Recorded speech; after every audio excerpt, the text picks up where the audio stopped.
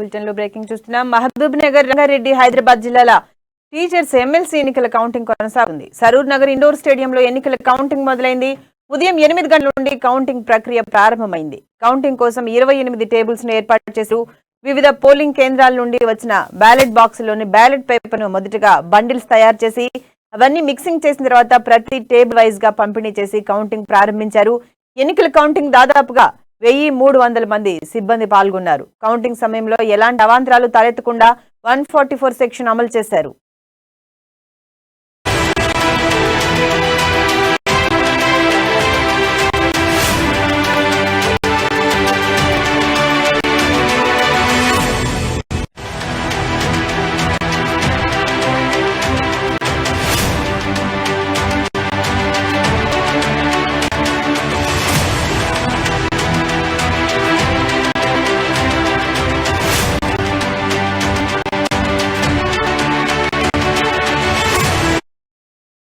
దీనిపై మరింత సమాచారాన్ని మా ప్రతినిధి హరీష్ అందిస్తారు. హరీష్, చెప్పండి. మహబూబ్ నగర్, రంగారెడ్డి, హైదరాబాద్ జిల్లాల టీచర్స్ ఎమ్మెల్సీ ఎన్నికల కౌంటింగ్ ప్రక్రియ అయితే మొదలైంది.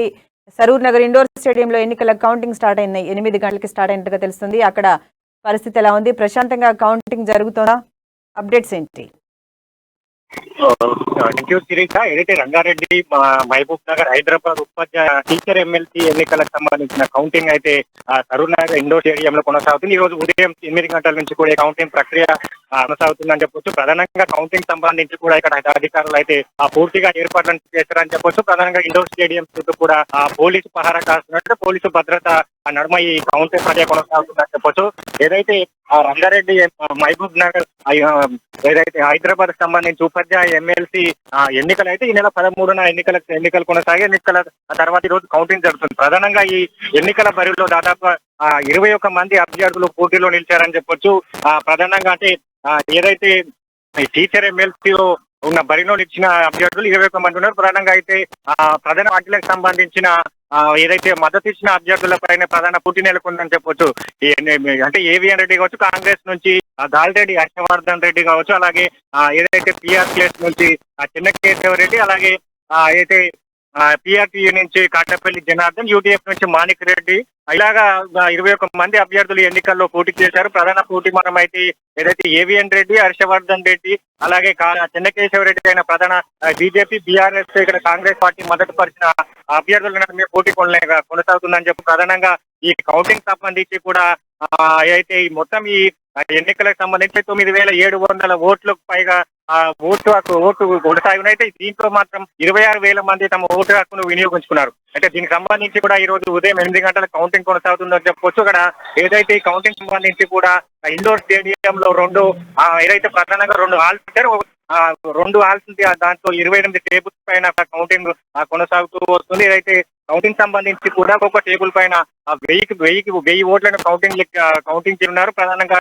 ఈ కౌంటింగ్ సంబంధించి కూడా అక్కడ రిటర్నింగ్ ఆఫీసర్ కావచ్చు, ముగ్గురు ఈఆర్ఓలు కావచ్చు, అలాగే ఒక్కో టేబుల్ కి ఇన్ఛార్జ్ ఈఓలను కూడా నియమించిన పరిస్థితి కనిపిస్తుంది. ప్రధానంగా అయితే ఒక్కో టేబుల్ కు 1000 ఓట్ల లెక్కింపు ప్రక్రియ కూడా అక్కడ ఈఆర్ఓలు ఇన్ఛార్జీలుగా నియమించిన వాళ్ళు రిటర్నింగ్ ఆఫీస్ గారికి రిపోర్ట్ ఇవ్వడం జరుగుతుంది. ప్రధానంగా ఏదైతే 8 గంటలకైతే కౌంటింగ్ ప్రక్రియ కొనసాగుతుందని చెప్పొచ్చు. కానీ ఇండోర్ స్టేడియం చుట్టూ కావచ్చు అంటే ఎలాంటి అవాంఛనీయ ఘటనలు జరగకుండా కూడా అక్కడ పోలీసు భద్రత నడపగా సీసీ కెమెరాల పర్యవేక్షణలో కూడా కౌంటింగ్ ప్రక్రియ కొనసాగుతుందని చెప్పొచ్చు.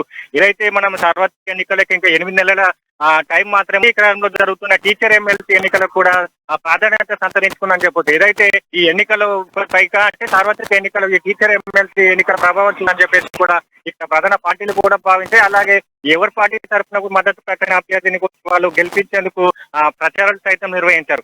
ప్రధానంగా ఈ రోజు చూసినట్టయితే ఈ కౌంటింగ్ ప్రక్రియ కూడా అక్కడ అంటే అయితే కాంగ్రెస్, బీజేపీ, బీఆర్ఎస్ పార్టీ నేతలు కూడా ఏదైతే ఉత్కంఠతో ఎదుర్కొన్న పరిస్థితి కనిపిస్తుంది. అయితే వచ్చే ఎన్నికలకు ఈ టీచర్ ఎమ్మెల్సీల ఫలితం కూడా ప్రాధాన్యత సంతరించిందని చూడవచ్చు. ప్రధానంగా అయితే 8 టేబుల్స్ పైన కొనసాగుతున్న ఈ కౌంటింగ్ ప్రక్రియ అయితే ముందుగా అయితే 50% పైగా ఓట్లు పోల్ అయితే 50% ఏదైతే మొదటి ప్రాధాన్యత పోతే 50% కంటే ఎక్కువగా ఫలితం వెలువడడం ఉంది. అలాగే 50% దిగువగా ఉంటే రెండో ప్రాధాన్యత ఓట్లు లెక్కించనున్నారు. శిరీష, ప్రధానంగా చూడొచ్చు అంటే మరికొన్ని గంటలు కూడా మొదటి ప్రాధాన్యత ఓటు ఫలితం వెలువడే అవకాశం కనిపిస్తుంది.